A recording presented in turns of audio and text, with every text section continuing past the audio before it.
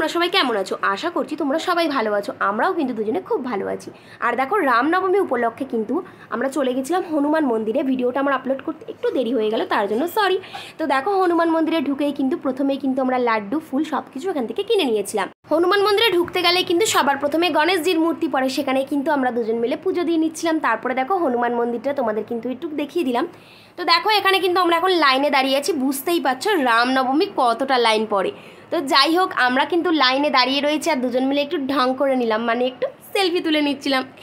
তো সে যাই হোক অবশেষে কিন্তু আমরা লাইন পেয়ে গেলাম আর আমরা কিন্তু ভেতরে গিয়ে ভগবানকে খুব ভালোভাবে পুজো করেছিলাম। আর তোমরা কিন্তু এখানে ভিড়টা দেখলেই বুঝতে পারবে এখানে কতটা ভিড় হয়। তো ভগবানকে পুজো দেওয়া হয়ে গেছে।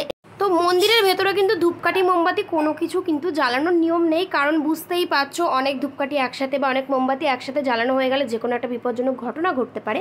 তার জন্য কিন্তু ধূপকাঠি মোমবাতি জ্বালানোর জন্য বাইরে কিন্তু ব্যবস্থা আছে। তো সেখানেই কিন্তু আমরা চলে গেছিলাম আর সেখানে গিয়ে কিন্তু ভগবানজির উদ্দেশ্যে আমরা কিন্তু ধূপকাঠি মোমবাতি আর কিন্তু কর্পূর দিয়ে আরতি করে নিয়েছিলাম। তো দেখো এখানেও কিন্তু অনেক লাইন আছে। তো হনুমানজির কিন্তু পুজো কমপ্লিট হয়ে গেছে। এইবার কিন্তু দুজন মিলে টুংটুং করে চলে গেছিলাম অন্নপূর্ণা মন্দিরের উদ্দেশ্যে।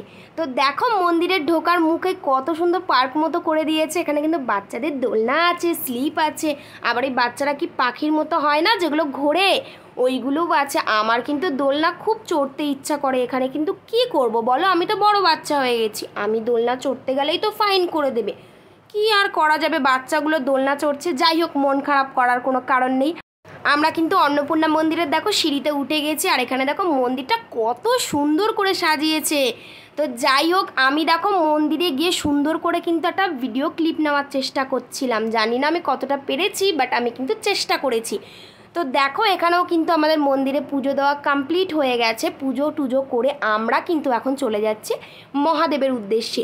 তো মহাদেবের ওখানে গিয়েই কিন্তু প্রথমে নন্দী মহারাজকে দর্শন করে নিলাম। আর এখন দেখো শিব মন্দিরের ভিতরে যাচ্ছি। ভিতরটা কত সুন্দর তাই না বন্ধুরা? দেখো মনে হচ্ছে পুরো একটা গুহার মধ্যে ঢুকছি। আমার তো কিন্তু খুব ভালো লাগছিল। তো দেখো এখানেও কিন্তু লাইন পড়েছে। তো লাইন কিন্তু দিয়ে আমরা অবশেষে কিন্তু পুজোটা এখানে কমপ্লিট করে নিয়েছি আর মহাদেবেরও কিন্তু একটু ভিডিও ক্লিপ নিয়ে নিলাম। আর তারপরে কিন্তু রাম সীতা লক্ষ্মণের মন্দিরে চলে গেছিলাম আর সেখানে গিয়ে কিন্তু পুজো কমপ্লিট হয়ে গেছে। এইবারে কিন্তু আমি রাধা কৃষ্ণের সুন্দর করে একটা ভিডিও ক্লিপ নেওয়ার চেষ্টা করেছি। জানি না কতটা কি পেরেছি। তোমাদের কেমন লাগলো আজকের ভিডিও বন্ধুরা অবশ্যই কমেন্ট করে কিন্তু জানাতে ভুলবে না। ততক্ষণ ভালো থেকো, সুস্থ থেকো, রাধে রাধে বন্ধুরা, দেখা হবে পরের দিন।